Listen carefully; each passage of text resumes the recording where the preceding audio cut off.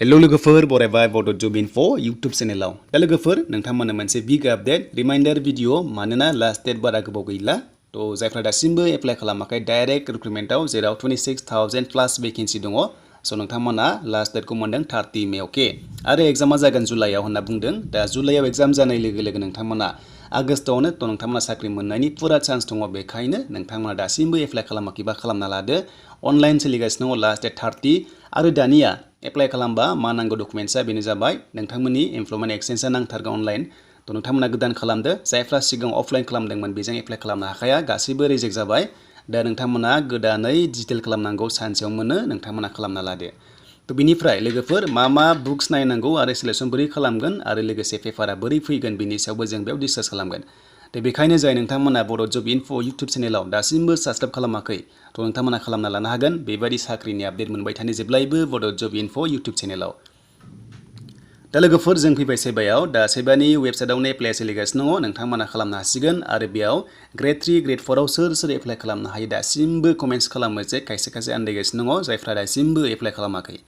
दा लोगोफोर ओरैबायदि बाथ्राया जे नोंथाङा ग्रेजुवेट बा डिग्री पास बा नोङो Gr.4 आव एप्लाइ खालामनो हाला बे पस्टआव अके मानोना बे जबावहाय नोंथांमोना जायफ्रा डिग्री पास जाबाय Gr.4 एप्लाइ खालामनो हायाखै किन्तु नोंथाङा एचएस पास बा तो हायर सेकेन्डारि पास एबा 10 पास बा नोङो Gr.4 आव एप्लाइ खालामनो हायो आरो लोगोसे जायफ्रा डिग्री पास नङा स नोंथांमोना हमना ला एचएस पास अब्लाथ' हाखाबाय नोंथांमोना Gr.4 आवबो आरो लोगोसे Gr.3 आवबो एप्लाइखौ खालामनो हायो बेनो जाबाय एग्रिकालचारेल एक्सटेनसन मोनसे एसिस्टेन्ट दंमोन जेरावनोखि साइन्सनि बा बारा प्रिफारेन्स मोनोमोन नाथाय आर्ट्सआबो बेयाव सिलेक्ट जागोन तो जिंगासिनाव गैया तो बे जाबाय लोगोफोर डिपार्टमेन्टआ गोबां रोखोमनि बेयाव डिपार्टमेन्ट दङ जेरै हमना ला इरिगेसन बा एग्रिकालचार बा सयल कनजारभेसन गोबां रोखोमनि बेयाव डिपार्टमेन्ट हाबना थागोन बेखौहाय जोङो जेब्ला नटिस ओंखारफिनगोन जे मा डिपार्टमेन्ट दङ बेयाव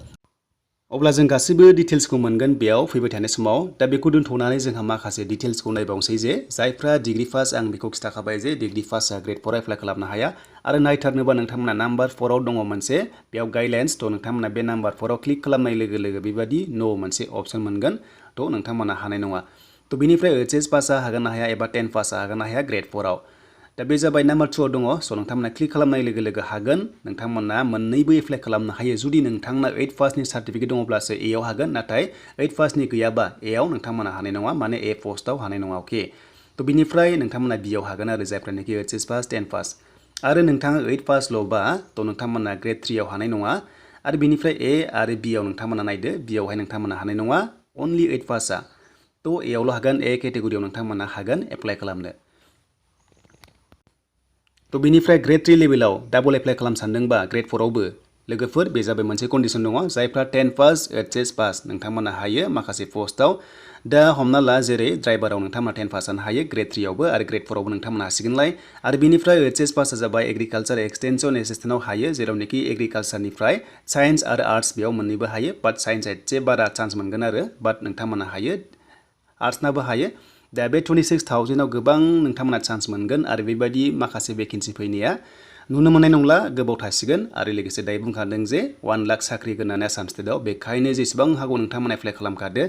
आरो माखासे प्लास पइन्टआ बेनो जे जाय नोंथांमोना दाखालि माखासे साख्रि मोनबाय तो ओरैबायदि जासिगोन खायसे बेयाव एप्लाइ खालामदोंबाबो एग्जाम होनाय नंला मानोना खायसे टेट मास्टार जाबाय खायसे पुलिसाव थांबाय आरो खायसे हेल्थआव थांबाय दा बेखायनो चान्सआ दंसै एबारो काट अफ तो बिनिफ्राय लोगोफोर दानिया रिटेन एग्जामा माब्रै जागोन अके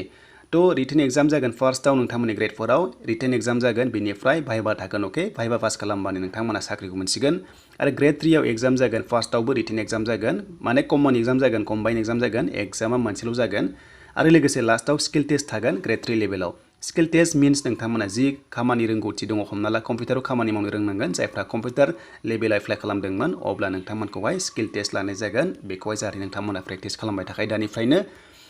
तो बिनिफ्राय एग्जाम होनाय लोगो लोगो ओरैबायदि जागोन लोगोफोर एग्जामा मोनसेल' एग्जाम जायो नाथाय जे बे नङा Gr.3 Gr.4 गासैबो मोनसेल' एग्जाम नङा एक्सट्रा एग्जाम जागोन आरो बे एग्जामा जुलाइआव जागोन होनना बुंदों दा जुलाइआव एग्जाम जानाय लोगो लोगो नोंथांमोननि साख्रिया हमना ला आगस्ट नङाबा सेप्तेम्बराव चान्स दङ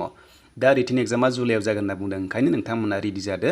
आरो बेनिफ्राय दानिया जोंहा माखासे डिटेल्सखौ नायोब्ला जों माखासे मोनबावगोन जे तो लोगोफोर Gr.3 आरो Gr.4 माब्रै एग्जाम जागोन आरो लोगोसे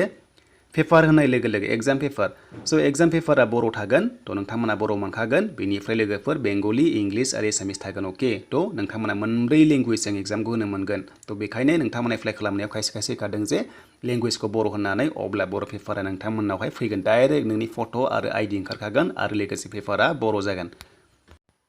थ' दानिया फैबाय बेनो जाबाय बुक्स एबा बिजाब मा फरायनांगौ दा एग्जाम होनाय लोगो लोगो जों कालेक्सन बुक्स फरायनांगौ जायो जे मोनसेल' एग्जाम होनानै मोनसेल' जोङो साबजेक्ट फरायनाङा बेवहाय थागोन जेरै आसाम जिके दा आसामनि जबावहाय आसाम जिके नायनांगोन आसाम हिस्टरि नायनांगोन बेनिफ्राय इण्डियान जिके बा नेसनेल जिके आरो लोगोसे मेथ्स रिजनिं साइन्स एन्ड मेथामेटिक्सखौथ' मिथिखाबाय बेनिफ्राय लोगोसे नोंथांमोना कम्पिउटारनि माखासे नलेजबो थानांगौ जायो आरो लोगोसे आसाम हिस्टरिया इम्परटेन्ट आसामनि जबावहाय स' बेखौ नोंथांमोना नायदो दा हमना ला बुक्स होनाय लोगो लोगो गोबां रोखोमनि बिजाब थायो नोंथांमोना बेखौहाय बिजाब दखानाव थांनानै जाहाथे नायना लायो आरो लोगोसे कमन गोलैनायखौ जाहाथे बायो दा बुक्स होनाय लोगो लोगो गोबां रोखोमनि थायो जे नोंथांमोना बासि जाहाथे लेटेस्टखौ नायो आरो लोगोसे आसाम हिस्टरि थानायखौ नोंथांमोना जाहाथे बायो